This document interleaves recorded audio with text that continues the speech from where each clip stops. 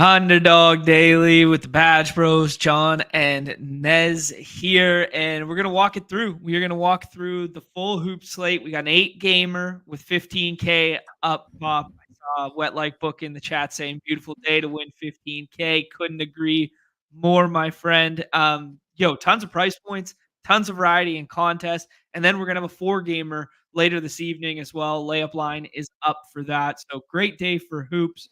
Great day to be back. Nez, we said it yesterday, but it was a football show, so maybe there isn't as much overlap in audience and whatnot. But just got to say, the good people who did work on Monday in the hoop streets there, Rinpack, PPR Tyler, G for Gumby, and the man who gifted out 10 memberships and joined the stream on Monday there in Hot Sizzle. So hopefully we could find some more success in the NBA streets tonight, man. I'm feeling really good, man. I'm feeling really good. I was, finding ways to kill time last night and was building some ranks for the hoop slate and drafting the hoop slate. And I think I got some nice value ahead of the ETR market moving. So yeah, hopefully that can result into some real bucks from Skolansky to real. And Impossible. never works that way, right? But what was it? I feel good. What was it? I mean, there was nothing in the world going on last night, so I can see how you had so much free time to find a way to do this. But the combinations and stuff that you were hunting last night, what were you looking for? Zion Williamson. Evergreen with you, eh? You love it. I mean, I'm an open book with my Zion love, but yeah, I was hunting Zion Williamson, and got him a shoot around. So you love that. Last night we had some Q tags that were out tags, but were Q tags. So I was doing some free squares in the 6th round as well, leaving my options open, in case of, changing news, having the ability to make decisions on that. So that was like a rare opportunity to do that. That was just late news, just how the out tags work on Underdog. So I played that angle as well. So I have some Jaylen Brown to swap off of. Yeah, so just to put context and names to what you're suggesting there, who was the other Q tags that were available late there? I saw Jaylen Brown in the 6th. I did the same once or twice, but I didn't draft a ton. Sohan was as well, but that's like okay, like that, like Jaylen Brown thing. You do the Sohan thing, you're like, okay, you sweaty fuck, like, chill out. Like, what do you? Well, the reason you do the Sohan is because somebody else did the Jaylen Brown, and you just, as we always say, stay on the clock. Stay on the clock. Yeah, and the late slate, not a lot of people were doing layup line after darks last night, but I had ranks up and autos ready to go for that. And there was a lot there as well, like Joel Embiid, Emmanuel Quickly, things like that.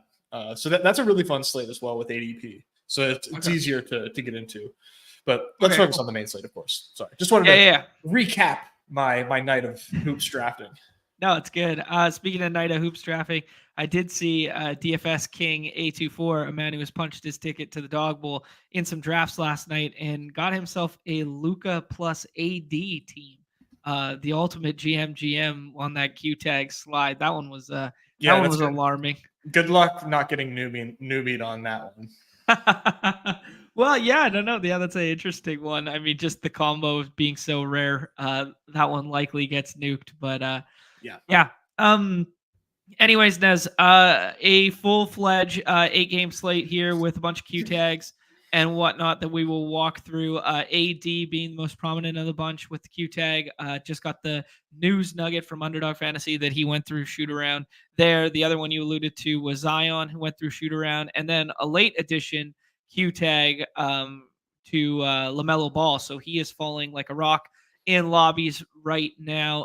It is an ankle designation, which if anyone knows anything about hoops and knows about LaMelo Ball, that those things are made of glass. So that is the designation that you do not want to see. anyways, just lean on those situations. Obviously, you gave your take on the Zion. Where do you have him like currently ranked in your stuff? I have him 18 right now. Projections will tell you that he's, like a top 12 pick, but you just don't have to take him that early. I mean, I was in drafts this morning where he almost fell to me at 28. So I was like, yeah, I've been doing this wrong. I should have been waiting for Zion to fall, but I couldn't help myself. I know what I want my exposures to look like, so I was going out and getting them.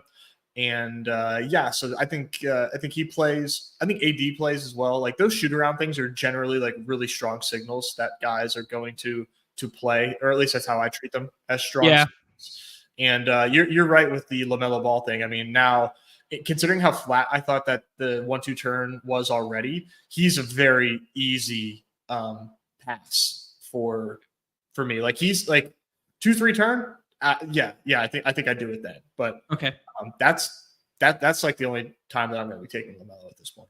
Yeah, I moved Melo down to 14 in my last run, and I think I got him like once or twice. But in other rooms with some of the sweaty sweat lords of the Discord, he wasn't falling that far. I think he would fall as far as like 11 or 12, something like that at most. Yeah, I mean, I don't think it's a guarantee that he doesn't play. It's just right, yeah. I think that range is flat. You made it a lot easier for me to break ties. Yeah, exactly. Yeah, well articulated there, Nez. I'm in lockstep with you there. Has that led you to getting the bad boy bridges in the 6th round there?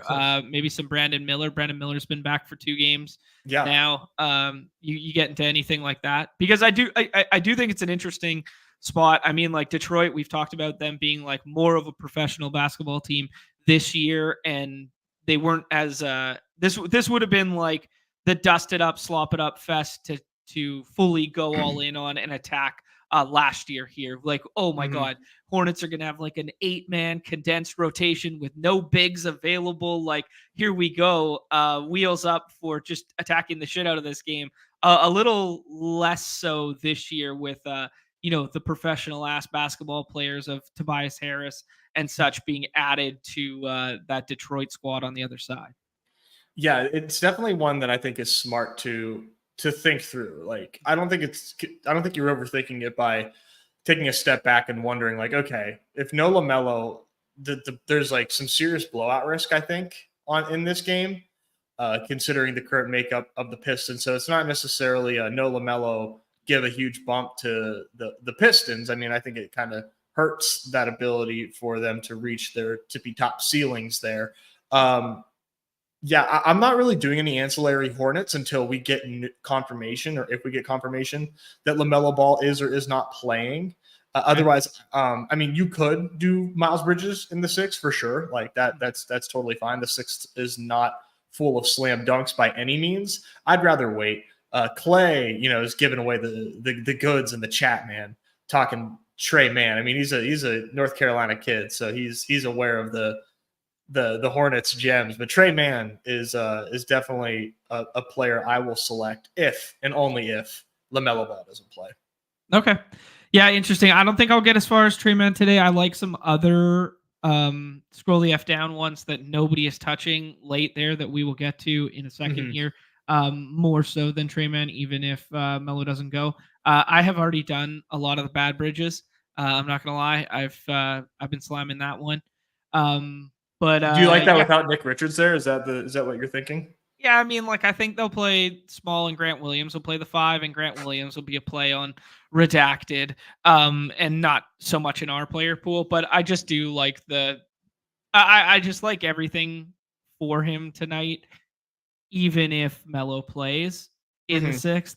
And then you layer on the top that he could have like an increased handling role with potential assists shooting up if Melo doesn't go. And it's like, okay, yeah, I want to just have like 10 late 6th round shares, because like we saw this play out on Monday slate. It's like, yeah, Bobby Portis was like one of the guys you needed. And Bobby Portis, when it came to lock, jamming the projection, push him up to like 14 in your lineups and stuff like that. But the lineups which aged the best were the ones who, took that binary outcome stance in their own drafting and took Bobby Portis in 6th, right?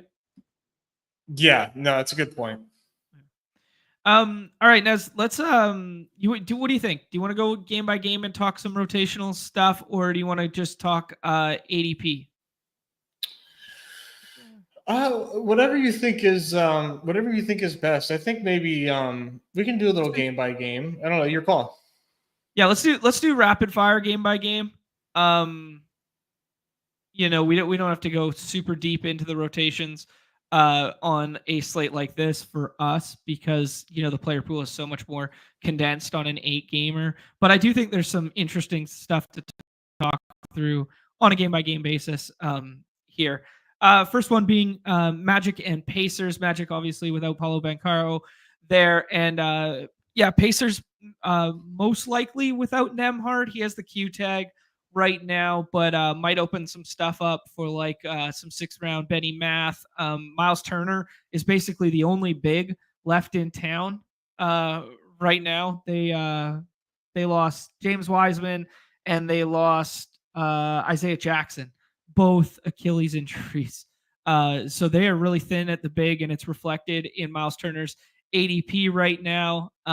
Suggs has somehow become a stocks guy all of a sudden and been blowing up box scores here. But Franz and Suggs go every single draft. Hallie and Siakam and Turner go almost every single draft. What do you think from this one, Nez? Suggs and Wagner for sure are major parts of my portfolio right now. 27% Suggs, 38% Franz. I believe that's through 63. So yeah, love them in this spot. I'm surprised the spread isn't larger here, but I'm continuing to play opposing teams against Indiana when the matchups happen, and so much of that usage is flowing through Franz and Suggs that they're great picks and they're projecting extremely well. On the Indiana side, I'm not doing Miles Turner, but like I get it. It's just like when he's like drafted 100% of the time, I'm probably going to regret it, but I'm going to be pretty light on Miles Turner. Even I'm pretty light on all the Pacers, to be honest. Okay. I mean, Magic have been renowned for tough defense. Now they're missing, members of said tough defense in Paulo and in Wendell Carter Jr. there. But yeah, they've been renowned for like putting the clamps down. Yeah, so it just like makes it a tough click. I'm always going to be light on Hallie, pretty much always, unless he's in like the nutted spot. There's just no thank you on that. I am typically a Siakam guy, just not doing that yet because of like Zion, basically. Right. It's just Zion over Siakam every time. But I might get there. I'm trying not to auto draft today. I would like to do all manual today. Look at you, little bit hand builders, man. Dirty hands, clean money. I've done a lot better when I am hand building. I think on a slate like this, especially with the Q tags and stuff, there are some principles associated with hand building for attacking ceiling that make a lot of sense. Like, we saw the pairing of teammates on Monday slate almost get home in the Cleveland stuff, but I think there are some nuances. We'll get to Cleveland. There are some nuances that you can hand build in with their rotation that make sense, that certain teammates pair better than other ones. The other thing that you can do is you can do like, hey, I want to get some Bridges in my life. Well, I don't want my Bridges to be on my Melo teams, or I don't want, I want to do some Giddey, but I don't want Giddey to be on my Levine or Kobe White teams and stuff like this. So I do think this slate does lend itself to getting ahead on some of that stuff. Okay, Nez, next one. Oh man, we talked about the Hornets and Pistons game here a little bit ad nauseum. Any Jaden Ivey in the 6th for you? Any Jalen Duren going up a team that has basically no 5? It's going to be, I imagine it's going to be Grant Williams and then a little bit of Tosh Gibson, whatever he can give you. I think Kobe Martin has a chance to start here if we get no Melo.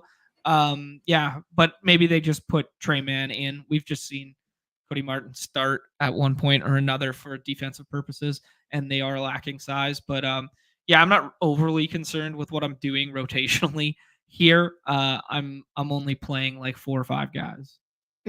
Right. for the Pistons side, man, this is only. I mean, I get the total, so maybe maybe with no LaMelo, there's less blowout risk than I thought. I mean, I'm never like Xing out a team because of blowout risk. I think that you put yourself in losing positions by doing that. But just first comment, looking at this total here. Cade, you know me, man. I have such an affinity for Cade. Got a lot of them. Going to continue to have a lot of them in this spot. That's really it for me. Jalen Duren's going a lot. I was fading that at the beginning because I didn't think that he was going to project well, and he's not projecting that well. So we'll see if he's falling out of drafted territory. Okay. If he goes undrafted more, I'll mix it in because, they got no centers, and we love centers against Charlotte, but like, he's not projecting. So I'm wondering if people are going to back off that. I like Jaden Ivey. Jaden Ivey was popping for me before projections came out, but not somebody that like I think has like a massive ceiling, but like he's been playing well, and his pick'ems have been looking juicy. So I like Ivy. And then on the Hornets side, can I ask you? Sorry, just before you do the Hornets thing, I want to ask the Cade question. Obviously we're both kind of like Cade guys, and we do tend to push them up. Do you have him above Cat or Hallie or Sengun, Vooch? Like where do you have over Hallie, over Vooch for sure. Okay. Cat. Oh, let me see here. Yep. I had him above Cat, but I need to mix in more Cat there because I'm not like that confident that he outperforms Karl Anthony Towns, but so far I had him over Cat. Like as far as like I have 28% Cade so far. Okay. So we'll maybe get that closer to like 20. Okay. No, I respect it. I like it. I was doing similar in that range. Anything on the Hornets side there, Nez, outside of the obvious catching the Melo Q tag and Right. It becomes really interesting if LaMelo sits because Miles Bridges I think becomes just somebody that you just need to be taking if he's there in the 6th round. If that happens, you can even take him now, like you said. Trey Mann, if there's no LaMelo, I think is really sneaky and has just been like a good ball player. The ball knowers that I speak with have just been like all over Trey Mann preseason, thinking he's a good player. So if he gets that opportunity without LaMelo, I'm gonna pounce on that. And then I mean Brandon Miller too. I mean he only played 20 minutes last game out because he's been dealing with a glute, I believe. But no LaMelo here. I mean, I think Brandon Miller is probably my preference between him and Bridges. He was your boy last year too. I know, and he never for no reason, right? He's never won me money, I don't think. But never won anybody before, right? But I'm gonna do it. Well, to your point, he played 20 last time out. That game wasn't as competitive as we anticipated, or I mean, maybe nobody anticipated to be overly competitive against the T-Wolves there, but The previous game to that, he played 31, which was kind of like surprising, like first night back. So I mean, there's definitely like a minute ceiling potential of like low 30s. Which he's a decent rates guy. Okay. Let's move on to the next one here. Nez, we got Celtics and Warriors. We got Steph going in about the 4th-ish round, sometimes the 3rd, and he's basically the only Warrior who goes. And then the Celtics side is interesting because obviously the aforementioned Jaylen Brown is out, Al Horford is out. Actually, maybe Al Horford is not out. He's just not playing the 5. That's what it was. Yeah, no, Al Horford is in, but obviously, so still no Zinger, etc. So this rotation has actually been like way thinner than you kind of anticipated to start the season. That being said, basically nobody's taking anyone other than Tatum in the 1st round and Derek White in the 4th/5th, and then Steph goes in the 4th round. Not the prettiest game environment in the world here, but anything that you're seeing or liking? I mean, I like Steph. Projections don't like Steph, but the pick'ems I think are fine for Steph. Okay. And 24 minutes, his first game out a couple nights ago, and I believe they took care of business. If memory serves me right, like they barely needed him against the Wizards. Against the Wizards, yeah. So like 24 minutes, played well. I think he can get to 30 in this spot. And I think 30 Steph minutes like pays off ADP. So I like that. But the rest of these Warriors, you can't touch, right? The rotations are just so deep. I've seen our boy Jazar doing I've got no problem doxing his picks because he doesn't interact with us. He was doing some like pick 36 Buddy Hield. Not for me. No, thank you. Yeah. I love Derek White though. So he's not really looking positive in the projections. I love that. That's one of those spots I just could not care less what they think. Like Derek White, hopefully this game is close, right? Because like we have yet to see the Celtics, like other than like one game against the Pistons, play a competitive game. I think this is going to be a close game. And if we get 34 Derek White minutes, I mean, dude, you're going to want that, I think. Okay. Yeah, I mean, I can't fault it because I think they're going to be considerably more condensed than the Warriors side. And we know he's a guy who can get stocks, sometimes get boards, and he can fill it up from three. So, at his current ADP and given how thin that rotation is on the Celtics side, if this game is competitive, it's a little up tempo. Man, I don't mind it. There it is. I'm fucking dying today. I have no idea why. Just bringing up the rotation to illustrate the fact that they ran 12 deep. Like Lindy Waters still was getting minutes after he supposedly earned minutes in Steph's absence there. So I mean, they're running 12 deep, and Steph came back in to close like at the very end here. Yeah. He only played 24 minutes. But to your point, like he can potentially do enough. It's obviously a tough matchup and tough perimeter wing side defending against the three there, which doesn't set up amazing for Steph, but he can obviously do enough in like 31 minutes to matter in the fourth or fifth round, right? Exactly. This is a high school rotation. This is like what you do when you just need to got to play all your guys. They're seniors.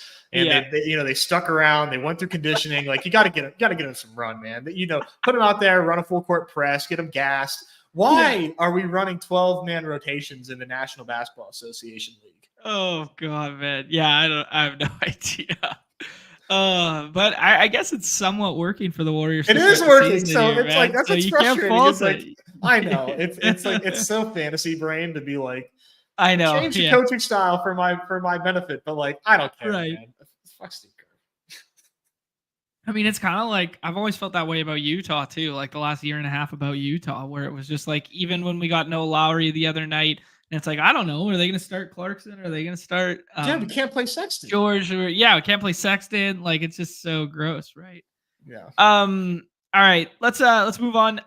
Knicks and Hawks here. Knicks playing a little bit faster this year, which is fun, but obviously this would be a pace up spot. Brunson goes in the first and or second round. Same with Cat every single time. Josh Hart, a routine pick of like the 5/6. Same with Mikal Bridges at times, not every single time. And then Jalen Johnson getting the second round treatment. And then Trae Young had a Q tag last night. It is now switched to a probable tag, and he is pushing up. He was available kind of like late second round, maybe a little bit of early third last night, and now all of a sudden he is a staple of that 1-2 turn. I did see Paid mention it in the chat here that he is tough to click right now with the buzz cut. We got Trae Young haircut narrative in play tonight, Nez. Have you seen the cut? Man, this guy just cannot figure out a look. Yeah, he looks like the sucker with pubes on it. That's what. Not just like on the bottom of the bottom of the lollipop this time. Like, no, he's a great pick. Him without DeJounte he's gonna like take up so much usage, and he ran poor last time out, got hurt. And I wasn't 100% certain he's going to play. The blurb says he's likely to play. So apparently he's fine. But like that rib stuff, I'm always like concerned about. But looks like he's going to play. And it's probably going to be a great pick. Oh, my goodness, dude. Dude, he looks like Uncle Drew shit. Like he looks old, dude. Yeah, this is wild. You get this off the screen, man. This is look bad, play bad. This is actually going to help Oh us my get some God. ADP value, I think, on Trae Young in Yeah. the draft streets. Trae versus the Knicks narrative. Everybody's Yeah. got that one from dialing back to the postseason. What was that? Yeah, Almost they 3 can't years let that ago go. now? They still Yeah. do that corny ass like fuck Trae Young chant. Like it's over. Yeah. Man. This guy, like, do it to Hallie instead. That's your real rivalry these days. Yo, good shout. Yeah. Absolutely. But yeah, so I'm taking Trae Young like over. So I've taken like, I think the reason I have so little cat is because I am doing Trae Young over him more than I'm doing. Like I have a lot of Cade, but I was doing a lot of Trae Young. He does project better than Hallie, not by by a decent amount. So I'm okay with how I played that, but I do want more cat. Anyways, Trae, good pick. It kind of feels weird. I don't know if other people feel weird about it, but I'm just like trusting that Trae is just like is going to get like double digit dimes. But doesn't he kind of feel? I don't know. It feels uncomfy taking Trae against the Knicks, but I'm doing it. Yeah, I agree with you fully. Often. Yeah, like it doesn't feel like a comfy click. Like normally I'm a Trae guy and I'm like, yo, let me get overweight Trae. But knowing the fact that he had the Q tag, knowing the fact that he missed the tail end of last game there and only played, I think it was 11 minutes total in that previous game. It was weird. Yeah. Yeah. So I like him and I like Jalen Johnson. Okay. Hunter still has the Q tag. Don't know if he's going to be back tonight. I will look at the most recent injury report. He is listed still questionable. Okay. Right knee injury management. Yeah. Big body Roddy. David Roddy is on there with an illness as well. Just thinking about ways in which this could play out rotationally if there's any reason to get to anybody else on this Hawks team other than Jalen Johnson or Trae Young. Yeah, it's hard for me to do that. Not in our contest. Yeah, and then next side is obvious. You know, you mentioned it. Just want to say, all these starters are draftable. Like you can chase the OG 40-point back-to-back games that we've gotten from him. Back 40s. Yeah, sure. I mean, that's fine with me. He's going to play like 38 minutes. They're all going to play a ton. I thought Josh Hart was going to project better than he is. He's like player like 33 right now. I have a lot of Josh Hart. I think Josh Hart in this spot is a great pick. He's one of my favorite 6-round picks. Where is Mr. McHale? I can't find him in my sheet. Oh, McHale projects well too. So I'm mixing up both of those guys. Just want to say all 5 of these Knicks starters are very, very fine pieces in the 6th. All right. Sounds good to me, man. Let's move on. Rockets and Spurs. The hashtag models will never give up on JVV. Fred VanVleet, man, he's still popping. He is still routinely taken by the robots in the 6th round over and over and over again. Yeah, I don't know what to make of this rotation, dude. I think we could see a little more Ahmed Thompson tonight. Had a nice one last time. Back-to-back 30-point or 30-minute games. Yeah, I really liked what I was seeing there. I mean, the Rockets are deep and good in my opinion. So same. Yeah. I've been saying this. So it's really hard to pinpoint like where the fantasy production is going to come from on any given night. I think you obviously need the size on the court with Sengoat going against Wemby there, but outside of that stuff, man, like I think Jalen Green's a fine click in the 6th round. I think JVV to a little bit lesser extent is an okay click in the 6th round. But I'm willing to scroll, do some Ahmed Thompson stuff there. And then on the other side of the ball, it's just basically what do you want to do with Wemby in the first like couple picks there, because his ADP reflects the fact that he had 12 stocks last game. And those are this is what we've said. It's either like Wemby makes the slate or breaks the slate for you on any given night, and he's going to give you 30 or he's going to give you 70 based on his stocks, because the rest of this shit looks the same almost every single night. It's like 20 and 14, 20 and 10. And then it's just whether or not he gets like 9 stocks or not, whether he breaks the slate. So have you been taking him over Luka or what? How are you playing that one, Nez? I am taking him over Luka. So we'll start with the Spurs here. Yeah, I take Wemby over Luka, and you know, I was looking at their pick'ems, and Wemby has a 10 PRA difference. You know, just call it points, I guess. 10-point difference, 40 PRA versus a Luka 50 PRA. Well, we're not normally seeing Wemby hit 40 PRA. Like Okay. So like, yeah, that's a big difference. But also, Wemby's normally been like 35, like even like in like the 30s. Okay. So, you know, call that all things equal with the PRA there. Maybe give a slight bump to Luca. 3 stocks, like Wemby probably wins that stock battle by like 2 or 3, with the potential to crush it. So, Yeah. all that to say, I am taking Wemby. I saw some people taking Luca over Wemby. I have done it as well. Just a little misinformation out there. John's done it. John's doing it. I'm doing it. But yeah, I am mostly doing Wemby over Luca. And then, dude, Chris Paul just like is good for fantasy again. Just dishing out dimes like crazy right now. Projects well. John, go ahead. Has he been shooting more? I don't even know. I don't know. I just look at box scores. It's just like something I hadn't looked into yet if he had been shooting more. But this was the thesis, man. This high side screen and roll stuff that was OG Lob City, man. He did this so well for so many years with the combination of him and DeAndre Jordan and or Blake Griffin. So like the thought process that they could run like similar style offense with him Wemby 2-man game. Yeah, that checks out. I mean, the thing that's like crazy to me is you could make a freaking killing just by hitting the higher on Chris Paul PRAs every game.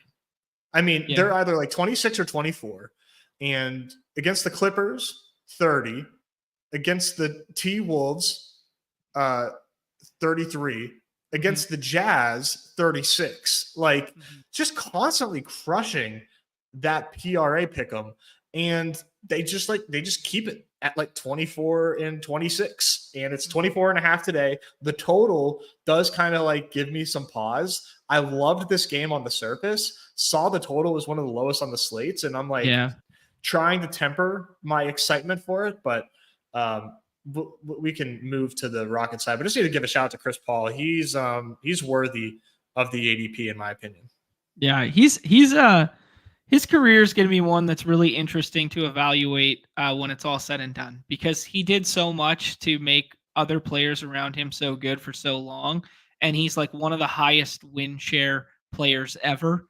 Mm-hmm. And he just never had any postseason success. And all those Clippers teams fell flat on their face. And I always liked the dude. Like, I thought he was a dog. Like, I thought he was like the dude who invented that undercut dribble too, where you would fake cut to the middle and he would undercut the pass and then come back right on right. Like, I loved his game so much. Maybe I'm enamored because we used to go to so many Clippers games too, but man, I never had the hatred in my heart that other people had for CP3, I will say. Yeah, I was in the same camp as you, man. I never got it. Like, I understood that people thought it was like gimmicky that he would do like the push the pace with the dribble, get a guy on his back, and then kind of slow up and stop and draw those stupid fouls and throw it up. But I mean, like, Harden made a living doing equally as dumb shit with travel 3-pointers, right? And I mean, like, this is always the one jump free saying like he's had some dirty plays and whatever. So so the other one that I would just add to that whole thing that we didn't really talk about that you talked about previously is Sohan's out and he's going to miss multiple weeks here too. So how that could potentially affect rotations. They have Keldon drawing into the starting lineup here. I don't know. Maybe just everyone in the chat saying CP3 is shooting more. He's shooting way more. I mean, he's playing the most minutes in which he's played in a long time. Yeah, like his points, like I don't think like this is like seems like par for the course for his like scoring outputs based on what I'm seeing. So like I don't think he's like being so it's just like weird. You look at the Spurs team and you're like, okay, it's like 104, but like where are the points gonna come from? I'm not doing Keldon Johnson. Like, is he gonna start? Probably. Do I want to draft him? No. Not for me. But yeah, it's an interesting one. I think the Rocket side of this is pretty interesting. Yeah, I mean, I think it's interesting in terms of there's a lot of fun pieces I want to click on. I just don't know who the F to click, dude. Like, why do you think what is it with the Fred VanVleet projection? Why? Let me just ask you, how come? I think it's because the models haven't adjusted to the way in which they're playing offense this year comparative to last. Like, I don't think they factored in Like, I think they're still using inputs from last year that were him being so much more dominant on ball. That would be Yeah, like my bro science yeah. But like guess, but I I don't definitively know. it's just weird to me that like hoops is such a projection sport, right? Mhm. And then you have the sharpest projections that are publicly available in either props or pick'ems Yeah. telling you that like this guy is like a mix-in at best in the sixth round. And like, Right. yes, he has a ceiling. We've seen it in years past. Mhm. I just don't know why they are dying on this hill of him projecting just like as well as he is. Like Right. the ETR copy and pasters will have an enormous amount of Fred VanVleet. And I have Yeah. nothing against Fred VanVleet, by the way. Like I actually like I had a lot, I was drafting Fred VanVleet a lot last year.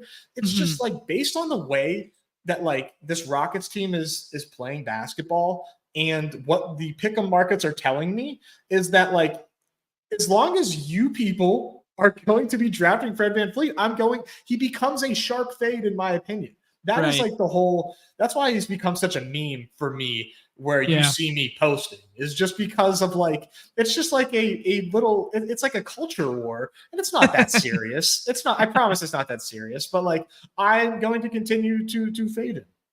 Yeah, I mean last year he's playing 40 minutes a night. They were running that two-man game. The whole offense was way slower and playing through Sengun at the top of the key there. I watched a little bit of last time out and it was a favorable matchup for Sengun to do something similar like that, but like Fred had way less handling role. Like that handling role is split amongst like four guys now. It's not him bringing the ball up the court every single time down, right? Yeah. I don't know. Maybe this is the Chris Paul era of the Fred VanVleet uh like of his career arc.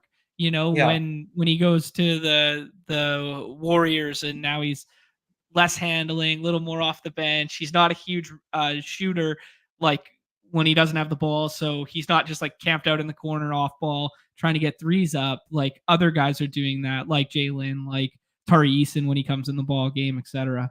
Anyways, yeah, I think this is a good comp from Nick. It's like the opposite of what the models were doing with Scotty Barnes last year. Like we picked up on Point Scotty like really early before they made all those trades Yeah. and that sort of thing. And Point Scotty was just undervalued every single slate. Man, the Raptors were so good to us after they made those moves. It was so obvious they were about to become like so sick. Yeah. Just to finish, I guess, this game here, because I spent a lot of time on the Fred VanVleet S words. Yeah. Jalen Green, back-to-back bad games. Nobody wants to click Jalen Green. I want to click Jalen Green. So I have a lot of Jalen Green, but I'm pumping the brakes because I was like way, way overweight Jalen Green. So I actually need to like check my combos there because I don't want to adjust on like multiple pieces at once. And now like, okay, I'm moving off Zion, but all my Zion was tied to Jalen Green. So now I just like, I need to do some homework there. But like Jalen Green, like Şengün, and then Amen mix in the sixth at most. I wouldn't expect a lot, but he can give you a ceiling. Okay, cool. That's my spiel. No, I respect it. I was, yeah, I agree with you. Cavs and Pels. Cavs low key playing way faster and fun. Here's my cheeky little nugget. It came to fruition last year a little bit, Nez, and then we've seen it happen rotationally in a big way this year. Is that Garland plays with Allen and Mitchell plays with Mobley. So if we're looking for some form of like correlation and that sort of thing, the rotations, Levert has the Q tag right now. He didn't play last time. Okoro drew into the starting lineup. He had a bunch of foul trouble. They played some small stuff. I watched a decent amount of that game there. But basically what they do is they start all four of them, right? And then the first rotation pull is Mobley and Mitchell come off the floor. And then Garland runs kind of like a two-man game with Allen. And then they basically switch to start the, maybe 3 minutes into the second Q. They switch. Then they run like a Mitchell and Mobley thing. And then all four close together for the end of the first half. And then they do it all over again in the second half. Nice. So I do think like one of the things that I kind of cued on with that with Monday's slate was I was playing my Garland with my Allen and I was playing my Mobley with my Mitchell. And I thought that was like a little positive correlation, a little borderline intelligent move. It worked out properly. Yeah. But yeah, that might just be results oriented thinking. Just thoughts on that in terms of Cavs Very, rotation. very astute there, John. I mean, Popcorn Machine has it clear as day. I mean, you look and I mean the bars are very obviously lined up for Mitchell and Mobley. So I like that shout a lot. I'm like, I really want to martingale Mobley and just like continue to just play him because we know he has a massive ceiling. It's just like He had a sequence last game that like I did like the old guy off the couch like like full up like full meme like forward like this where he stuffed someone and then took the ball straight down and then went coast to coast and slammed the other side. And it he's was so like fucking good, dude. I was like, holy fuck, how is there a 5 in the league that's like doing this that athletically that's not named Wemby? Like it was just He's full so stuff, good. rip it down, end to end, dunks it. Like just oh my god. Yeah, he's unbelievable, man. So like, I'm just gonna just Yeah, martingale I the shit guess out of it. Giannis, Chris. Yes, okay, fine. Giannis can do it too. Giannis, just disrespectfully. I mean, yes, but like, Giannis isn't a five. Giannis is a fullback. This this I fully agree with Nick. The start of every Cavs game, Mitchell looks like he's going to break the slate in the first 5 minutes every time, and then he finishes. It's like the Tatum thesis, where it's like, oh yeah, man, he's gonna break this slate, and then he only plays 3 quarters because they blow him out in the fourth, right? Yeah. Yeah. So this game, we've got no Dean Wade again, no Max Strus, LeVert questionable, but like LeVert, I don't know. I'm gonna guess LeVert misses. Okay. Just a guess. I don't know. They got him in there right now. Okay. Just injury and illness, right knee soreness. I mean, just LeVert's injury history to me just tells me that he's probably gonna miss. He misses a lot. So Garland, good 6th-round pick. Mobley and Allen, I think, are good picks too. But it's just like I just don't know when, and how much, you know? Right. Yeah. No, I agree with you there. And I think a lot of it predicates on how the Pels play tonight. You know, like we have Hawkins and Alvarado with Q tags. Alvarado was just added to that. If anybody watched last time out where they were missing everybody and Zion got ruled out, played the late slate, I jammed the shit out of Alvarado with Hawkins out. I jammed the shit out of like Missy and like all these guys. And they just fall flat on their face. They get blown out, and they put up no fantasy production. You know what I did in the late slate? That's very well could happen again. Like, yeah. Yeah. You know what I did the last, that massive slate that these guys were on was our boy Brandon Boston. Oh, dude, good for you. Yeah. That was sharp. I didn't touch that one, and he was the best performer. 30 points in there. He's my generation's Delano Banton. We're not doing that this slate. We're not doing that this slate. But I don't have a lot of Ingram right now. Ingram is a fine pick, but just ADP wise is just like a full bet that like Zion isn't playing, and that's not the bet I'm making today. I'm making the bet that Zion is playing. Right. So I'm doing Zion, but yeah, good shout with Alvarado. Questionable. It's a very strange setup right now. It could be a blowout here. I hope it's not, but God, man, I hate Cavalier slates. I mean, dude, they're fun. They're more fun this year because they're fast. Yeah. You know, they're like last year it was so agonizing because you knew it was going to be one guy was going to put up 50 and you needed that one guy and you had no idea who it was going to be on any given night. Now this year they're playing fast enough that like multiple can get home, I think. That's true. Right. And maybe I just need to be okay with that. I think I'm not afraid to play teams against the Cavs right now. I'm just like, it's the Cavs themselves, I guess, at this point. I was looking for, where was it in the chat here? I think it was Gumby who chimed in that he said they were jumping back and forth to the Gallagher, to the ETR guys. Gallagher suggests that Zion's going to sit tonight. Interesting. So here's the thing with that. Uh-huh. That's fine of him to think that. Uh-huh. The game that we are playing, like, if you're playing at volume, you just need to like embrace that risk. You need to embrace the risk. We are playing different games. He can say that, and like he doesn't have to worry about like, well, what do you do when you're on the clock and Zion's there at 20? You know, Right. They're not playing that game. Right. Yeah. No, I agree with you. Yeah. So you can choose to agree with that and not take Zion and maybe do better than that tonight. That's totally fine. If Zion plays, he's an absolute smash. Absolute smash. If Zion doesn't play and you have all those swaps, are you going to swap to something Pels related, or will you go to a different game? Different game, like almost certainly. Yeah. I feel the same way, dude. Like if you're playing on Redacted, I think like people will just jam the shit out of BI and make BI chalk.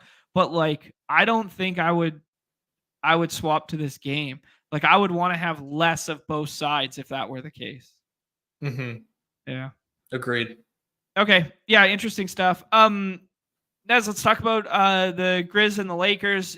Jaw seeing the minutes push up a little bit. Jalen Wells, man, he's been fun to watch. Got his first start due to some injury stuff. I don't think he's in our player pool right now, but man, some fun rookie performances from Wells and Edey the last couple times out for the Grizz here. Chances are they play big because Lakers play big, which means Edey, Santi Aldama, and Jaren Jackson Jr. start here. Jaw goes at the 6-7 there, aka the 1-2 turn. I'm fine with it. If you anticipate full minutes, the models like it tonight.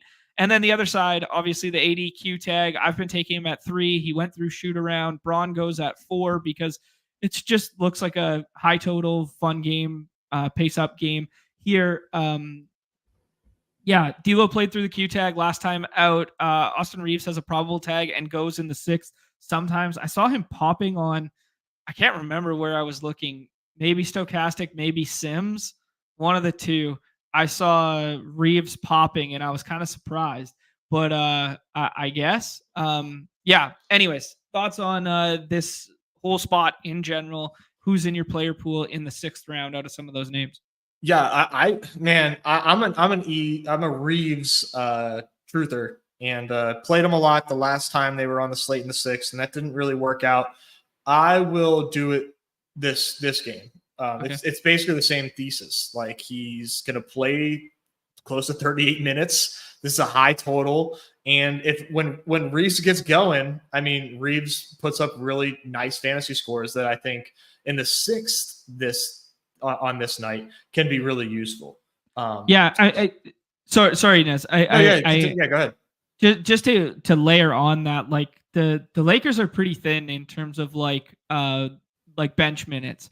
Like it's JJ Thibodeau, dude. Like like legit, dude. It's like one of the most predictable, projectable, high volume rotations in basketball right now. You know, like will Gabe Vincent get in for like a couple minutes, like, you know, for like a rotation or two? It's like super condensed, and that's fun for fantasy's sake. We haven't seen the ceiling output yet from like Reeves or something like that, but with no Rui, well, Rui's not definitively out. He's doubtful, but if no Rui tonight, just interesting stuff for Reeves, and nobody clicks D'Lo either. Maybe some D'Lo in the 6th. D'Lo is definitely worth a click in the 6th. I mean, he's going to be like so undrafted, and we've seen D'Lo like on his like unsuspecting nights pop off for 50. Right. And I mean, not like no Rui funnels a ton of usage to Reeves or D'Lo, but it makes a difference, I think. Right. I mean, Rui's been playing some good ball, so I didn't know that. So that makes them a lot more interesting for me. I wasn't keeping up with the Rui stuff. So we got 39, 34, 40, 39, 33 in a competitive game that they ended up losing to Detroit last time out. That's what we want. Right. Yeah. Like like D'Lo being on the low side of 33 there, like, and it was a Q tag game that he played through the Q. Maybe we're sleeping on some D'Lo and Reeves stuff in the last. Yeah, I definitely need to mix more of those guys in. I did one Reeves share so far. I need more. I need more. Okay. I think it's also important to note that like everyone gives AD like this old adage of like he's injury prone and the Q tags and he's so tough to deal with. Like he played 70 something games last year. I think it was 72, 73 games last year. Like that's a notion of the past here. Like AD is a guy who plays through Qs nowadays, especially when you see how like riddled their injury report is right now. Like they have 1, 2, 3, 4, 5, 6, 7, 8, 9, 10, 11 players listed on their injury report right now. Some of them are probable tags, but like just bringing that to everyone's attention. Wow. Yeah. Yeah, no, I'm taking, I mean, we're going to get to Boston, but I'm taking AD over Tatum. Taking AD over Tatum. Yeah, I agree with you. That's what I'm doing too. Yeah, I have a ton of AD. Like it's very exciting. I was taking him at 3 there. Okay, last game on this slate, Nez, is Mavs and Bulls. I was taking Luka at 1. You were not. Going to be interesting to see what we get tonight. Lively has a doubtful tag. They've already removed him from here. And PJ Washington is out too. My cheeky scroll the F down that nobody has clicked yet. I know you're going to say. Najee Marshall, bro. Yeah. I nobody's clicking it. He's going to be Stone Cold Chalk on Redacted. Mm-hmm. I don't know, man. You could do worse. How chalky will he be on Redacted? Like close to 80%, you think? I think it'll be like, 70, 80%. I mean, probably. Dude, he's going to play a shit ton of minutes. The total blew my mind. I'm like, what? 123 team total here is insane. Before we conclude, just real quick, I do want to talk about we kind of glossed over the Grizzlies. Oh, sorry, my bad. Yeah. We'll go back to that. Okay. Yeah, no, I agree. I think Najee Marshall should be mixed in the 6th round because he is not going to be drafted like at all. And some ball knowers that I talked to told they're like, hey, like he's like guys that don't do a lot of double dribbles, but he's Najee Marshall, man, I think is worth a click. I'm like, I love the take. I'm not drafting Najee Marshall in the double dribble. He's like, well, they signed him, and I think he might end up starting games. So I'm like, well, I don't think so. He's like, dude, just trust me. So anytime that I hear some of these names, they percolate. Now he's in the starting lineup. Najee Marshall, definitely in the 6th round, just for some really strong leverage. I'm in lockstep with you, man. Yeah, I like it. I mean, you can tell me the same story about Clay in the last round too, because he goes untouched. We've seen a couple ceiling games from him early in this season. Not in recent memory. They were propped up by some stock stuff, which is not something I tend to buy into. But yeah, Najee Marshall played 34. Had 20 points last time out. He played 34 minutes, and that was with PJ Washington. Now we have no PJ Washington and no Lively. Most likely no Lively. They were missing Lively last time out. Yeah, I don't think Lively's playing. But if he does play, that does sort of like throw a wrench in some things. So something to watch out for. They were similar spot where you can get away with playing small because they didn't use a ton of Gafford last game. They used a little bit of Dwight Powell, and they just kind of kept that rotation at the 5, like split down the middle. I think there's a very interesting conversation on the other side of the ball here. Obviously, we have the Levine Q tag there, which makes like if he plays, I'm a little less interested in Giddey and Kobe White. But we saw Kobe White ceiling game last time out when Levine did miss. Io probably draws into the starting lineup if Levine can't go again. But I think the conversation here, Nez, is what are you doing with Vooch? Because Vooch's ADP is significantly higher than what projection models will tell you. But are they fully accounting for, the fact that Lively could be out here, that he's dealing with Gafford, a guy that we used to attack all the time there. And then his most recent box scores, man, they're popping.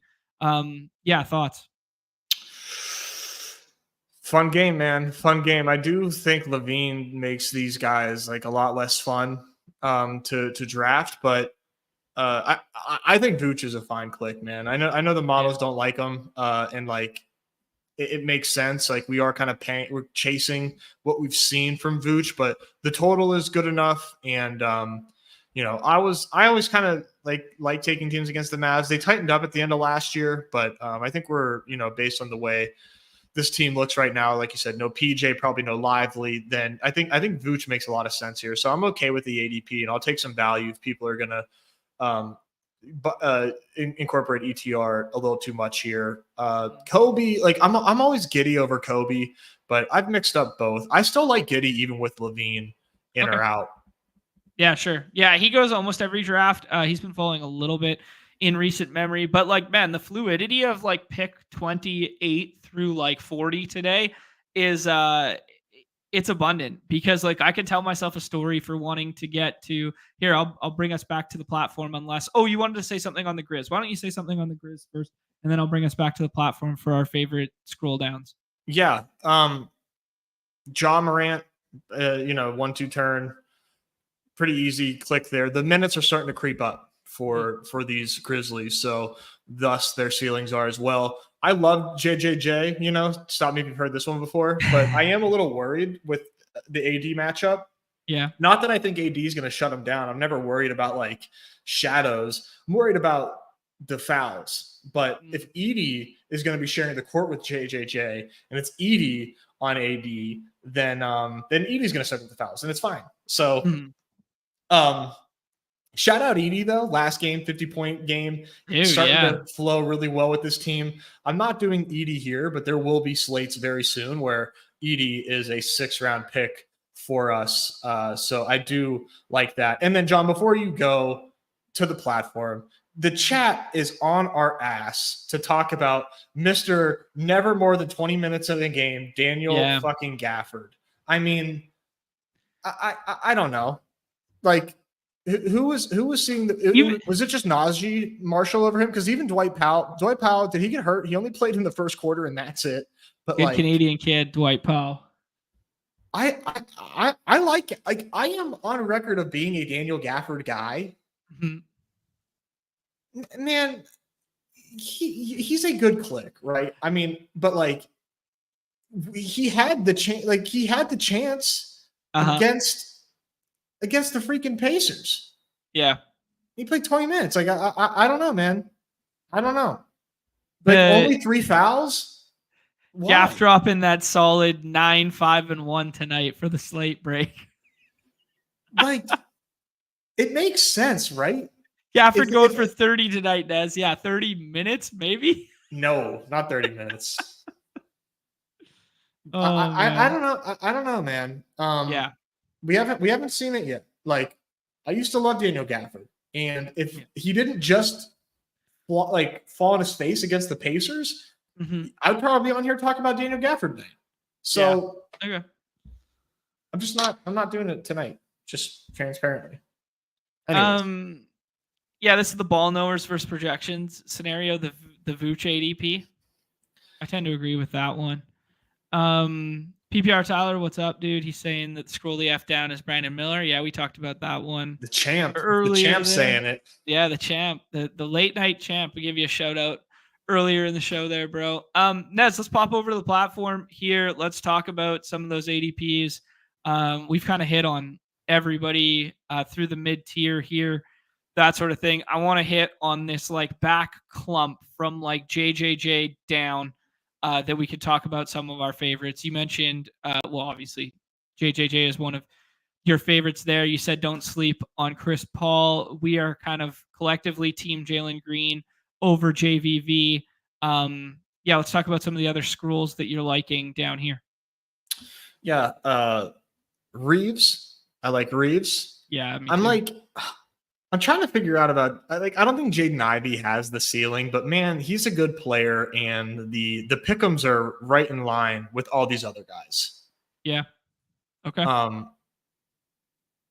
If he let's gets see here. Yeah, second unit handling, and if he's the guy who stays on the court in a potential blowout situation if Melo doesn't go and ends up with like 36 minutes, but he gets the handling role of the second close because Cade's off the floor because it's like a 15-point game. I could see that. because like the minutes are strong. It's just Mhm. I want the minutes to be strong when there's not as much overlap with Cade. Yeah, I think that's fair. Like, I'm gonna put him. We're gonna put him in the scroll category. I haven't gotten to him a ton, but like, Okay. I don't think he's gonna kill your lineups. Sounds good to me. You said all of the Knicks guys are in play, and OG Yeah. is the cheapest of the bunch there. So clicking his name, I've heard crazier ideas. Miller and Bridges will both be popping and pushing way up, and Trey Mann to an extent, maybe a little deep for my liking on this slate, but they'll be popping to an extent if we get no Mello. So just names to be aware of down there. We talked about the Russell one a little bit. We talked about Thompson, how Mhm. just quietly look at these box scores 33, 33, 40 fantasy points. A guy who can, fill up multiple categories. Who else do you like, dude? What about your boy Benny Math? I mean, let's just. If we get no Nemhard, Yeah. yeah. I mean, it's not the best matchup in the world versus Orlando, but if you get some of these ceiling minute games, yeah, man, missing Naismith as well, right? Makes you wonder. That would be probably the last of what I would consider scrolling to. Okay, yeah, no Wiseman, no Jackson, no Naismith for sure, and then Nemhard with the Q tag. There could be some handling available there. Mm-hmm. I agree. Goga as a starting 5 against a fake 5 in Miles Turner. Oh, is it Goga? Is it Goga time? It's probably too far. It's a redacted play, not here, but 26 minutes, 32 fantasy points. He's a rates guy. Let's see what the he's a 1-1-1. He's probably like a 1-1-1-2 fantasy point per minute guy. The pick'em lobbies are scared. They don't even know what to do with them. Oh yeah, nobody knows what to do with Goga, bro. Anything on we kind of hit on the Chicago stuff there. Are you mixing in Levine at all? Just as kind of like lower owned than Giddey and White? Like if they all play, I'd rather have Levine than White. Yeah, I think so too. I'm just doing Giddey. Okay. If Levine plays, it just becomes a giant headache. Yeah, I agree. But high total. I know. Yeah. It's like something's going to come from that game, from that side. Mm-hmm. And it could be someone alongside Vooch. So, yeah. Just sit there. Are we gonna click Gafford and or Najee Marshall in this next draft? If you're behind the wheel, we probably are. Oh, let's jump in. Hump Day Hoops. Let's go. This is my whatever entry. I don't know. 61st, I think. Oh, okay. You've been getting in the volume, bro. Oh yeah, big robots, bro. Rolling another 101 here, Nez. You gonna do Doncic? I've been taking Luka. I don't know. You can go narrative spin zone on me to start mixing in some Wemby. I don't want to get completely caught with my pants down on the Wemby stuff, but I've been taking Luka, man. Let me see. So I've been Luka 102. The Bulls are bad and they're fast.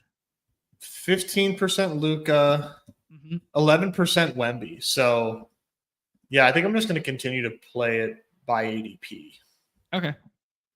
I know for a fact I've not gotten a lot of 101s either, so that'll also change things for me. Skill issue. Yep. Yes, we are. Oh man.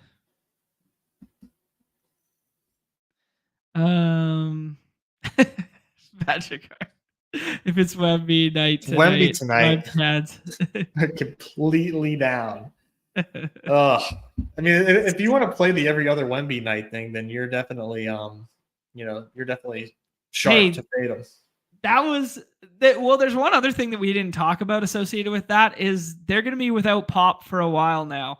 And the first game without Pop, he puts up like 70 whatever fantasy points. Is there any positive correlation between what the coaching staff did in that game than what Pop was doing previously. I don't know. Yeah, me neither. That's a ball knowers one that someone should do some deep dive on. Not me. I'm just gonna tell you how I'm playing. It's a good question. Okay. Mello goes there. Cade goes there. I think he can kind of do whatever on this end spot here. Nez, ADP will tell us Hallie and Vooch. We talked about Vooch a little bit there. Yeah, thoughts? This is tough. This is tough. Do you want to go Vooch? Or no, sure. You don't like I have yet to do this. So okay. Yeah, I mean, I've been flipping the board on this side here with Luka, and my Luka combos are all gonna feel similar. Let's do that, and then let's play Zion doesn't play and take BI here. Good call. Let's do it.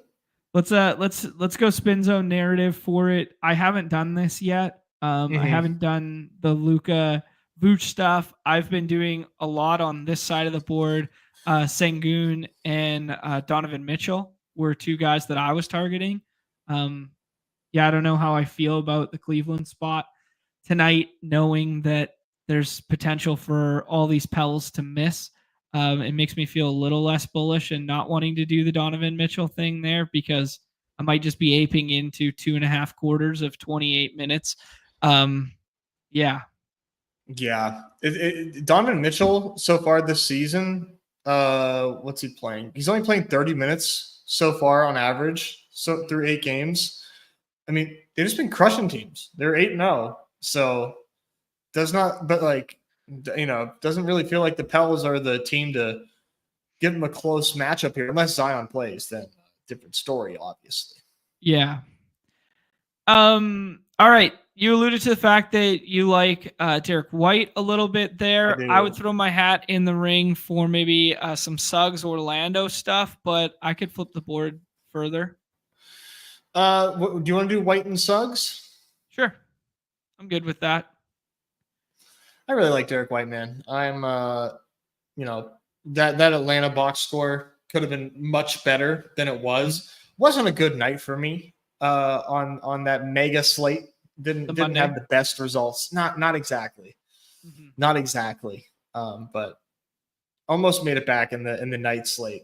Shout out PPR Tyler, of course, who ended up taking that down. But had a nice one brewing there. Almost nailed that Grady Dick Denver stuff. Like, dude, oh my god, man, you're savant with that Grady Dick call, because I was not on that at all. That was god. I was feeling fucking fantastic. I was sitting in first for a minute. Oh yeah. I wasn't sweating. A long minute. I mean, those late slates, they swing like that. I literally went from like 5,000 to like 100 like very quickly. That's the worst feeling. I know. It sucks. Egger said 51% Dick, didn't profit. Mm. There's the Brandon Miller pick. Yeah. There's Jalen Green. The Bad Bridges is available for us if we want to play the Q tag game. Kobe White, I don't love it to go alongside Vooch here. So for me, this is like Josh Hart. Okay. Yeah, you just like the Atlanta spot. You just like the fact that we know he's going to play 38 minutes against Atlanta. Doesn't that just feel like, I'll take my medicine? It does. I mean, my issue with Josh Hart this year is there's just less shooting available for him. Like he's never been a big scorer. He's never been a big fill it up guy. And now that you add Cat and you add Bridges, who are like primary scorers, like that's what they do well. I mean, they Bridges plays good defense too, but like that's the one thing for Josh Hart for me, where it's just like the rates aren't adding up to the playing time like he did last time. Yeah. Like last year. Yeah. Yeah. I guess I'm like trying to, I mean, the 6th round today, I'm just really hoping nobody scores 50. Like, just, can we just all agree that these 6 rounders are all going to like put up respectable 38 similar 30, numbers 41. So we all have a shot to get home, and not just like 6% of us that got the 6th rounder right? Yeah. Well, I mean, so much of it is calling your shot in the 6th round here, and when we think it's flat and ambiguous like it is tonight, I mean, that just gives us all the more license to scroll. I agree. Yeah, a couple of different ways to play that. Like you could probably. I mean, this is how A1 makes a lot of money, right? Just going all in on one guy. You go Right. all in on one 6-rounder, and maybe they're all flat. Maybe you got the wrong one, or you get the right one, and you're looking at like a 401k in your winnings, for Yeah. at least a period of the night. Oh man. Lewis Leonard telling us get Uh, ready to learn 60 point 6-rounder, buddy. Is it Jalen Suggs? Or you know what I'm talking about, Jalen Suggs-esque when he Yeah. dropped that fucking nuke on the slate. Yeah, that was the night that I duped the winning lineup with 5 of my best friends. That was embarrassing. Oh, you loser. How dare you Embarrassing. create a smart, constructive lineup? God, man, 5 badges, all members of the community, and we all had the same lineup. Just pathetic. Dude, I don't think it's crazy to mix Najee in the 6th. I don't think either. It's crazy. I'm not. I don't think that's like getting too cute at all. Yeah, I think it all kind of lines up for not like no PJ, no Lively. Right. I know. Yeah. Highest total on the slate. And highest total on the slate and a decent spread. So, like, hypothetically, if Levine doesn't play, like, let's say Levine doesn't play, they blow the doors off of them. Who's staying on the floor for some, like, late run when they're up 15? Like, not up 25, but they're, like, up 15. Who's staying on the floor? Najee Marshall staying on the floor. Yeah, maybe. My mind can only go to like Jaden Hardy. That's the only thing I can think of. Yeah, dude. Remember when they're talking about Jaden Hardy 6th man of the year? Guy he's not even in the fucking rotation. We can dream. People wanted him in there. People wanted him in there real bad. God. You know what this team can really use? Another fucking ball handling guard. Yeah, that's exactly what we need. How do we get more of those guys here? No thanks. Wow, Melo is still going. He is not falling in these rooms here. We got AD at 4 there, Nez. I'm Brunson over Cat, and I think it's like a little bit of a tier break. Cade would kind of be like my next favorite target, but I think Brunson's a tier break for me. I like Brunson. Yeah, there's just something about Brunson cooking Trey that makes too much sense, huh? Yeah, Brunson PRA really nice, and he's somebody who started off the season with fewer minutes than he's going to end up. Like right now on the season, 6 games, 33 minutes, and that's going to get closer to like I would think like 35 or 38. Mm-hmm. So he played 42 against the Rockets. Like yeah. There we go. Jesus there Christ. We go. That's what I'm talking about, Tibbs. Nezzy, I gotta ask, who are the guys that could kill you tonight? Because I got a handful right now that are kind of like accidental soft fades, but just a byproduct of what I'm liking. What is it?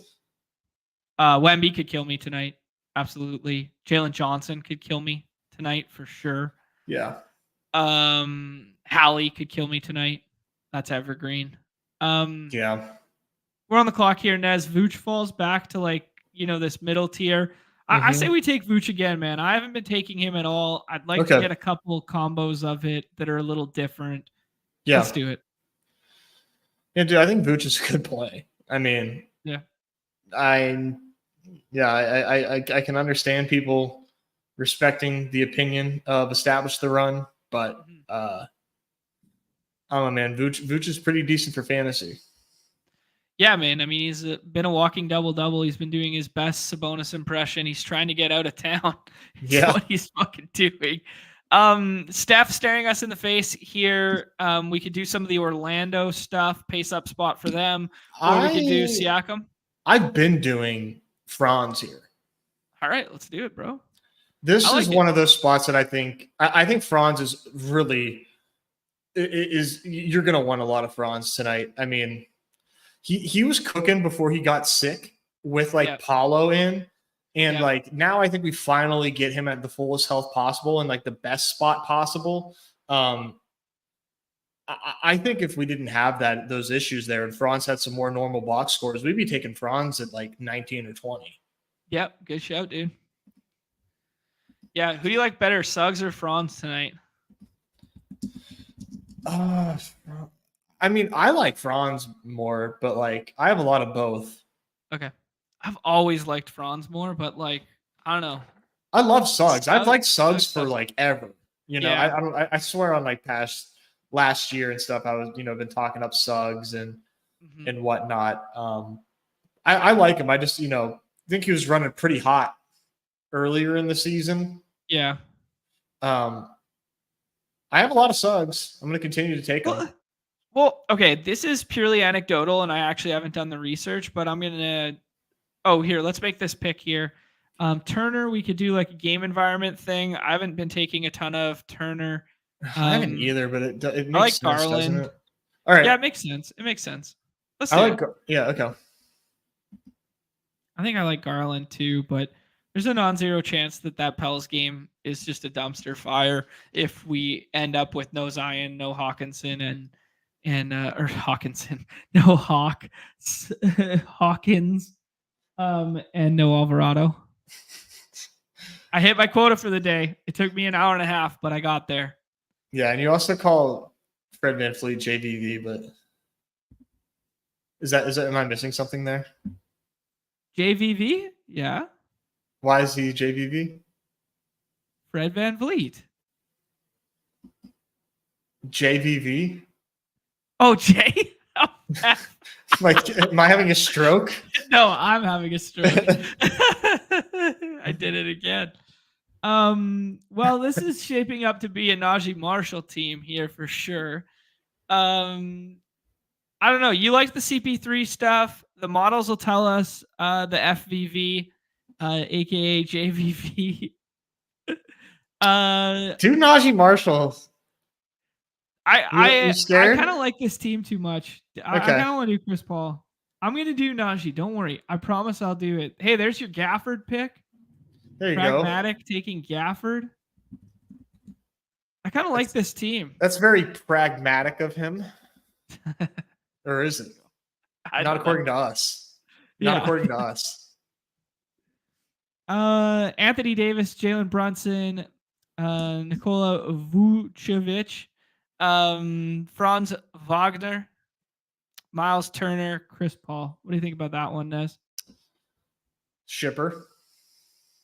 Not bad. Not bad.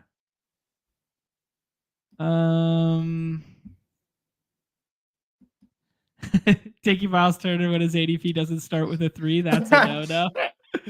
That's Listen, very good. That was literally my process as well. But like now I'm like, oh yeah, he's gonna play a shit ton of minutes and they have like nobody.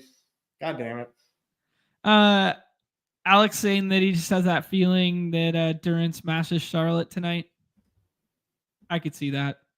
I mean, Grant Williams has always been known as a good defender, but not versus a 5 like that. Not versus like a traditional 5 like that, right? Durant? Yeah. Yeah, I mean, like, I feel like Center versus Charlotte is just a meme. Like is it still? Does it still smash because it did one time this season? Like, I think the times in which it smashed too, it was like Mason Plumlee. It was like we were talking about centers for Charlotte like 3 years ago, and it was like Mason Plumlee. Like that's who we were attacking.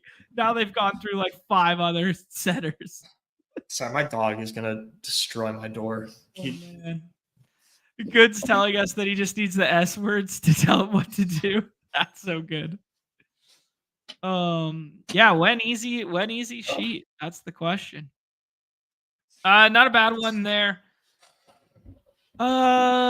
What do you say we do one more hoops draft? We do some scrolling here, pair some unique combos together, and then This is the scroll draft. This is the scroll draft, and then we do a one dog bowl together and call it a show. All right. Got to get these dog bowls in. I like it. Mr. Bad Boy is back. He is. Could you hear him scratching on the door? No, I couldn't. But oh that's my funny. god, yeah. He is Mr. Bad Boy. He is a bad boy. It's funny to have a Mr. Good Boy and a Mr. Bad Boy. He's Mr. Bad Boy. That's for goddamn sure. He is a bad boy, but I love him. That's good. I just got some NFL news. Higgins doubtful. Jeez. I think I saw one that was Jonathan Brooks started his add to the 53 or whatever. Yeah, he's actually a part of it now. He's on the team officially now. Interesting stuff there. But yeah, we got a doubtful T. Higgins, which affects that PTP slate. I was drafting him a little bit. Isaiah Likely has a Q tag and hasn't practiced for that Primetime Palooza slate as well. So it's a fun slate, man. It is a really fun slate. Yeah. It's just, man, those PTPs, it becomes, even when you have like Q tags in there that you don't think are going to play, removing players from such a small player pool is like so readily apparent for the combos you can obtain. Yeah. You know, like some of the combos early in the week for that contest, like they're just gone now.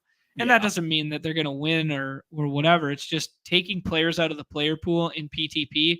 Like jamming at lock is just not nearly as plus EV as jamming like hoops at lock with new knowledge. I agree. Yeah.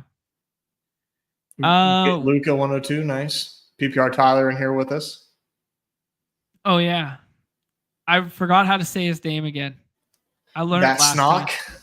That's sock. It's like sock, right? Snock. No, we got corrected last time. Like it's like AWK, right? Yeah, that's what I said. That's Snock. That's Snock. All right. I'm too old to understand what any of that shit means. But I don't think there's going to be a hurry up for the PTP unless that one fills first. I think the $3 are just kind of off the table for this week. Yeah, I would agree with that. Unless this one, like you said, fills really, really fast. Mm-hmm. Which it might. AD at 4 there. Seems to be a little bit of the norm with the front end of draft boards. That Jaw plus Jalen combo is going to be repeated so frequently. Pushing up Cade makes a lot of sense to me there if you think AD is going to play too. Melo falls back to us here, Nez. We could do a Luka Melo, or we could push it around the corner for something. What do you prefer? I think this is probably the point where I would take Melo. Okay. Iffy for Wednesday 3 minutes ago with his glass ankles. That's their like new buzzword. Everybody's iffy now. When you have a Q tag, you're iffy. Oh man, Aaron, this is Hawkberg, right?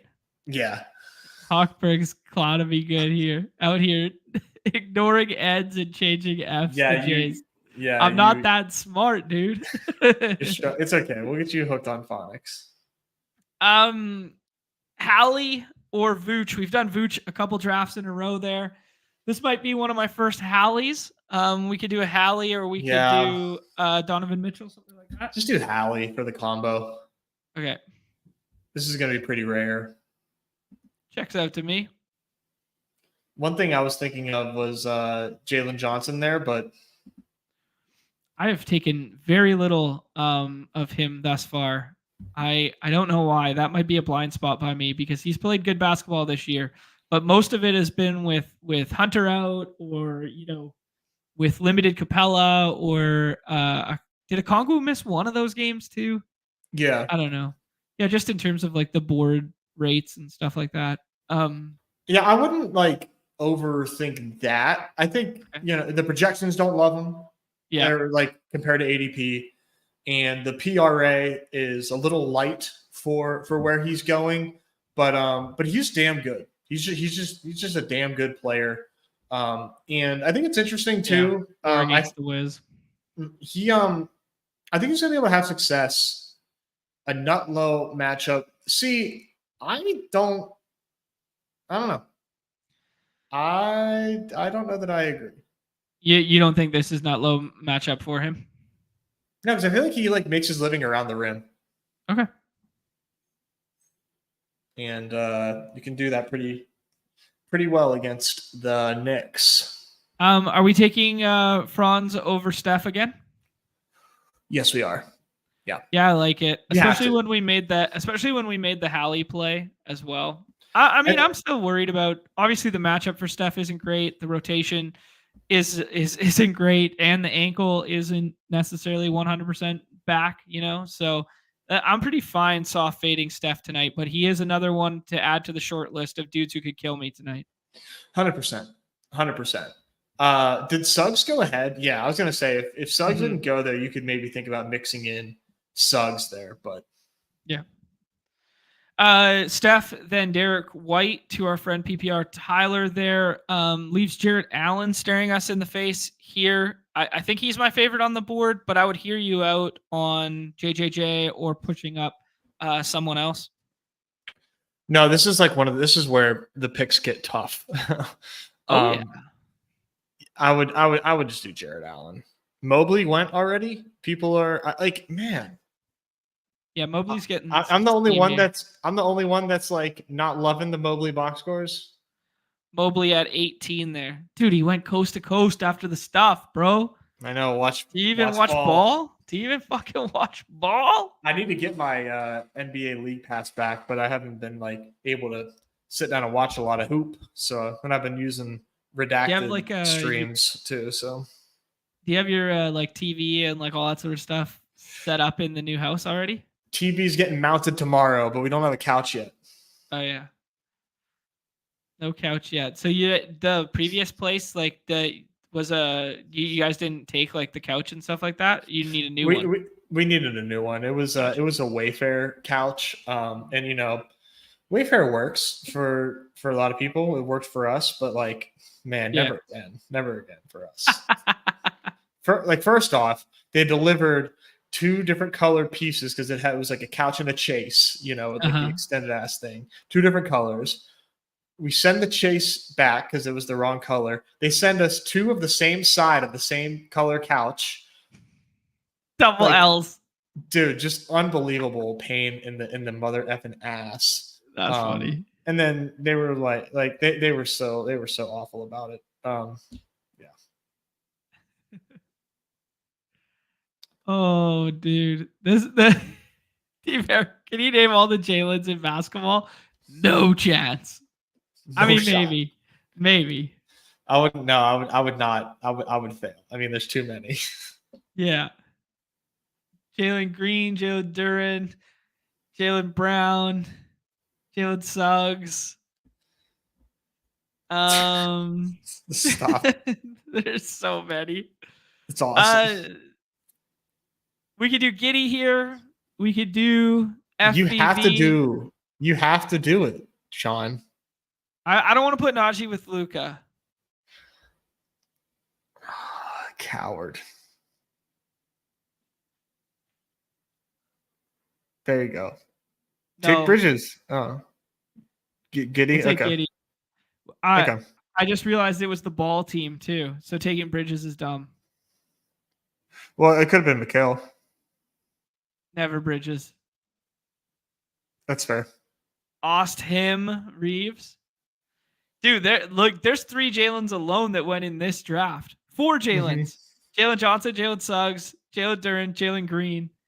You could have drafted Jalen Brown last night with a Y. Wow. 2 Jalen Williams. Yeah, Jalen Rose is the OG, by the way. Jalen Rose. Yeah, his mom is a pioneer. Oh, man. Hey, Nez, I made a trade last night in my first and only trade of the season in that 10K. I two quarterback league. I am 3-6 or 4-5. So fringe playoff team right now. Okay. Mhm. I have Kyler, Justin Herbert, Mhm. Sam Darnold, and Matthew Stafford. A As lot my of four, QBs, can only my start two of four, them. yeah, my 4 quarterbacks, right? But this is like a league that hoards quarterbacks, right? Like the dynamic of it is like some guys have like 4 of them so that like when it comes bye weeks, they ice out other guys kind of thing. So the Anthony Richardson team, I traded. He needs a quarterback, right? He's got Love on bye and he's got A-Ridge. I traded him Matthew Stafford and J.K. Dobbins for Brees Hall.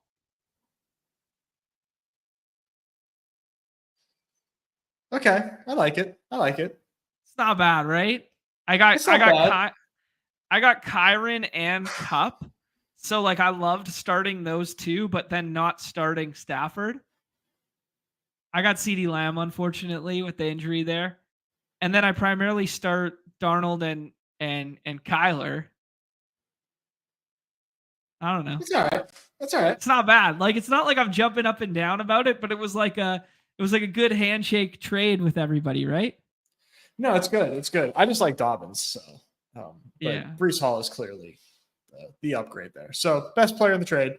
Anytime you get the best player in a trade, chances are you won. So, good job. It's like basically my only home league that I like still care about because it's like the only one that I pay attention to. I mean, yeah, this is actually fucking ton of money. He is lower than me in the standings. He is 3-6 or whatever, 4-6. So he'd be 3. Yeah, he's below me. So we're fighting for a playoff spot with one another. That's a fun trade then. Yeah. I don't know. Seems fun. And then now I got Kyron and Brees, CeeDee Lamb, Tank Dell, Brian Thomas Jr., Cooper Nice. Kupp. Like it's kind of a fun team. Like this team should be doing better. The other one he offered me was we could have flipped Justin Herbert and Evan Ingram for Travis Kelce. So I could have done that too. And I chose the Brees side instead. I might have taken Kelce. Taking the Kelce. Mm-hmm. Yeah. And the team's a little bit stronger to start Kelce, Dobbins, and Kyron opposed to Kelce, Brees, and Ingram. Yeah, Ingram's or not Kelce, Kyron. Yeah. All right. Anyways, who cares about my home leagues? That was fun for 5 seconds. Nez, are you ready to do this? Been waiting. All right. This is the NBA. This is football. This is Dog Bowl. This is going to Dallas. This is hanging out with Nez and I in Dallas. This is one more spot available. Got lucky.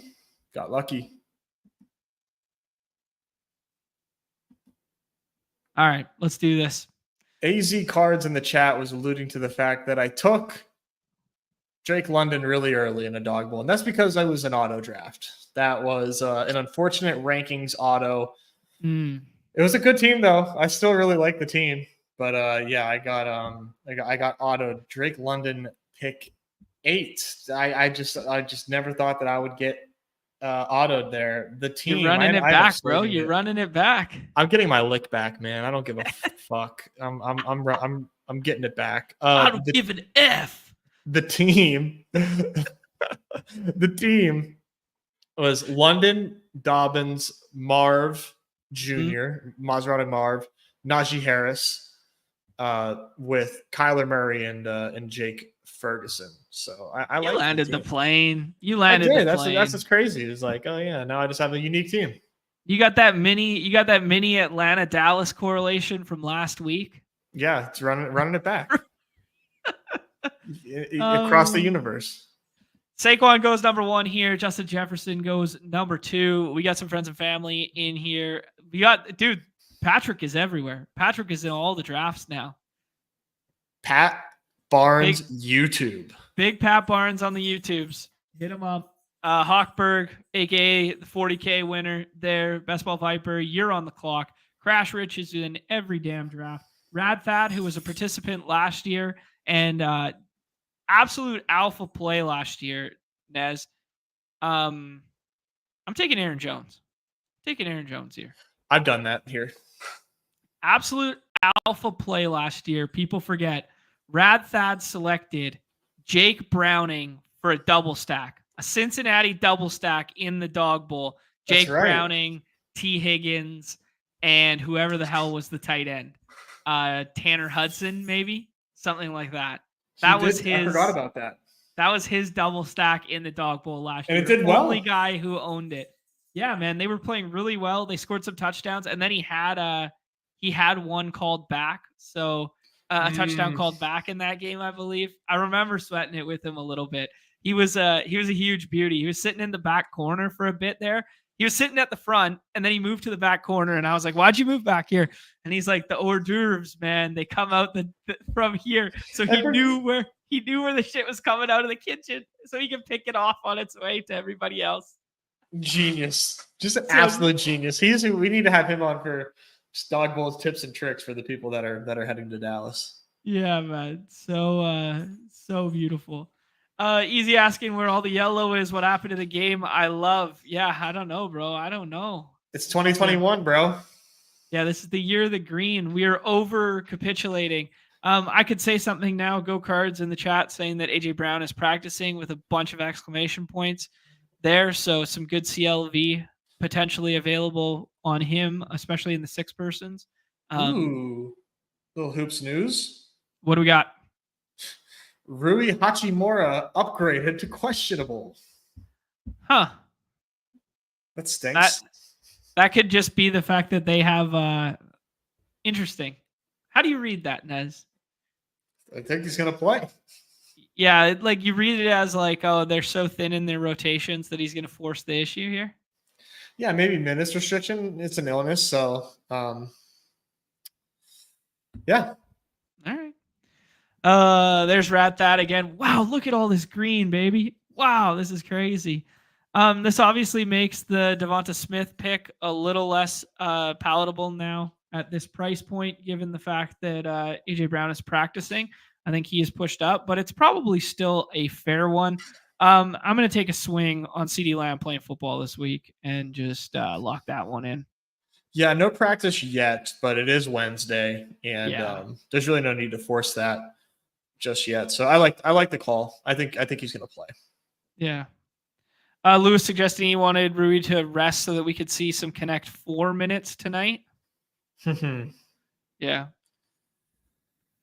All right, I'm doing Dobbins, man. Dobbins, cool. Love Dobbins. Wow, look at all this green. There's your boy Kareem Hunt going at 21. Yeah, I've been between Hunt and Dobbins, but I think ultimately Dobbins is the better play. Kareem Hunt, the Joik Bell of my generation, the LeGarrette Blunt of my generation here, Nez. That's the volume. Wow, Viper going Najee. Damn, the volume merchant. One interesting dynamic of these rooms that we're seeing right now, with all everybody's favorite plays being the running backs and everybody catering to these 1-2-2-1s. It just interesting wrinkle that guys will box themselves out at the flex position earlier this week in drafts. I don't know. Yeah, I mean, I'm okay with it. I'm just Yeah. I'm okay with it, man. Okay. Just based on the way that this slate is laid out, and you see the prices of wide receivers, and you see the wide receivers coming off the board, it's just bad. So I'd rather just like crush the flex. Okay. Respect it. Najee Harris. We're getting some meta from Sherlock in the chat here. Najee Harris, 300-yard games going against a bottom 5 rush defense seems like a spot that he wants to get to. I agree. I mean, it's wild. The Commanders completely swapped from being a pass funnel to a run funnel. Good shouts. I've said too much. He said too much. Little cheeky Jalen Warren in the last round share. Stop it. Ooh, okay. So this is a tough one, John. We're in the same room, but I'm eyeing up Mhm. DeAndre Hopkins versus Darnell Mooney.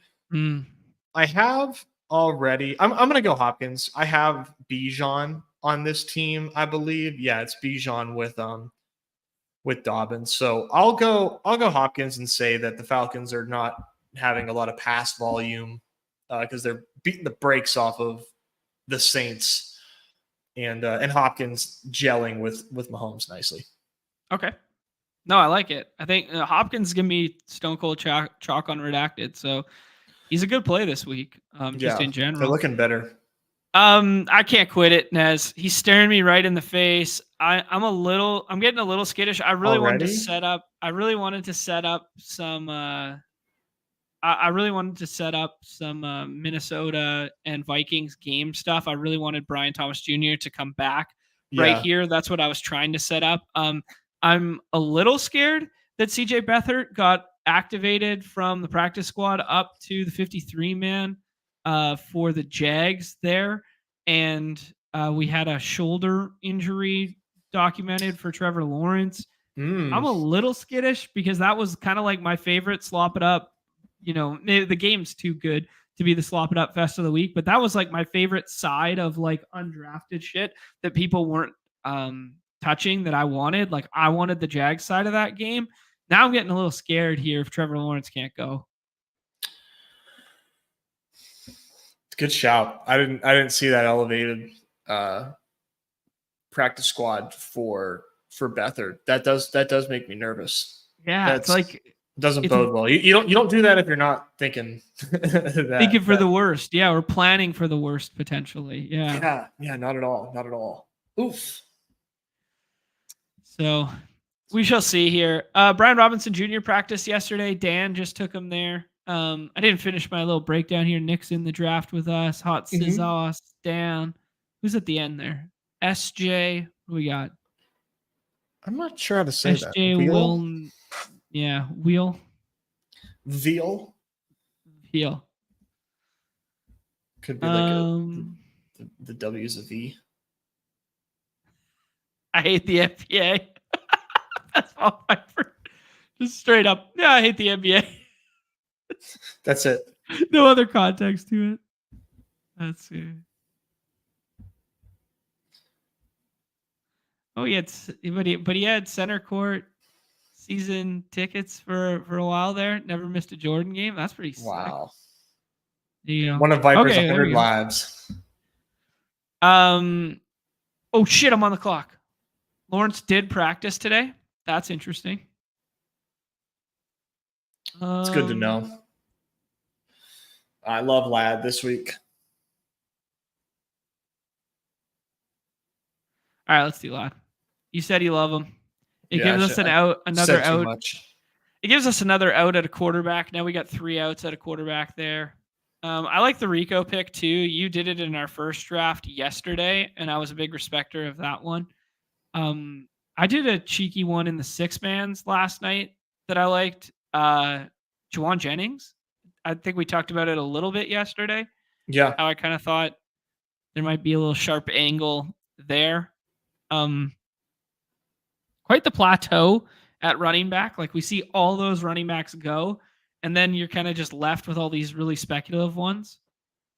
Yeah, I can't even see on my phone what running backs are there. But yeah, I mean Dowdle usually last, so that's kind of a bummer if you need a running back to see Dowdle go, because now what's left is legitimately like Jalen Warren, Bucky, perhaps. Mm-hmm. It's too bad Jordan Mason has the Q tag, because there is a gal brain scenario that you could start to be the guy to take Jordan Mason in the 6th this week. What's the play there? Just the fact that you think CMC doesn't play and everybody swaps into first round Jordan Mason, where you get him in the 6th, so you still have a first round pick in your that so you create the GM. That would be quite the rug. It would be quite the rug. But stranger things have happened than a guy who just started his practice window Yeah. actually practicing and then playing, right? I haven't Yeah. seen practice report yet. Have you? No, I have not actually. I will That's go a look. weird one. Let's see here. It's a little gal brainy. Nothing from San Francisco just yet. Yeah, here you go. John with the same narrative there as I was spinning, but instead of Juwan Jennings sending post rookie bump, Ricky Pearsall bump. There you go. Yeah, Ricky's an interesting one. I've seen some people say that they didn't think Ricky was like good, but I don't know. I mean, anyone who gets shot in the chest and then decides to come back and play football is good by me, bro. That guy's fucking nails. He can be on my fantasy team any damn day. Yeah, I love that. Yeah. Like let's how about that? Let's think about that. Did your favorite player get fucking shot? Kyler Murray or Patrick Mahomes? Patrick Mahomes finally broke 20 points. Oh, Mahomes with Hopkins. What about Maserati Marv? Oh, I didn't realize you had Maserati Marv. I'd take Mahomes. I've got one Kyler team already. Actually, maybe I'll do a little Kyler team here. Whoa, buddy. What's up? That's like I've got Marv. I got Trey. Okay. That's fair. I'm gonna do Calvin Ridley now? though. No. Okay. I'm gonna do Calvin Ridley. Now we got a bunch of outs at quarterbacks. Whichever one kind of comes back, I'll be fine with. I don't know. I just kind of look at like the names associated with here. I mean, what if he had got a couple of those Westbrook Akina touchdowns, you know? What if? Give Calvin a touchdown and see what happens. Right? Just see what happens. He had that 16 target, 140-yard game in there. Yeah, I think the Chargers are like a really, really good team. Yeah. And I don't know. It doesn't seem like people think they're as good as I think they are. I think they're freaking nice. They're freaking nice. But it's the Chargers, and they're never going to actually win playoff games. But we did talk about that skinny stack a little bit here. Like the Herbert in the last round feels kind of good. Feels very good. Yeah. That with Ladd or QJ. I'm interested to see if Radthad does like a nailer pick here. You think? He did to naked Sam Darnold. I think that's okay. Okay. My pocket passers, I just don't tend to run naked. But I threatened to show my butthole if Joe Burrow got naked to the dog bowl, and it almost happened. Chase Brown backed me out of embarrassing myself on the paywall, like getting us banned.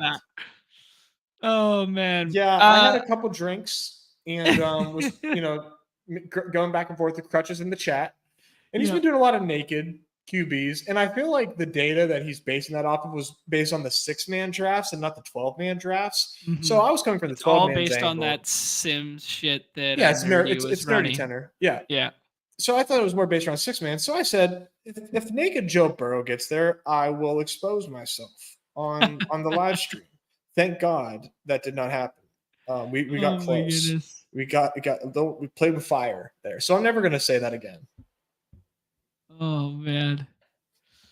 Oh god! Because what a run up that was for Joe fucking Burrow. Like, but nobody runs worse than me. Than us.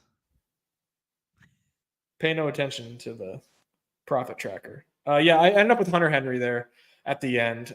Bears stingy in the secondary, but Hunter Henry is Drake May's best friend right now.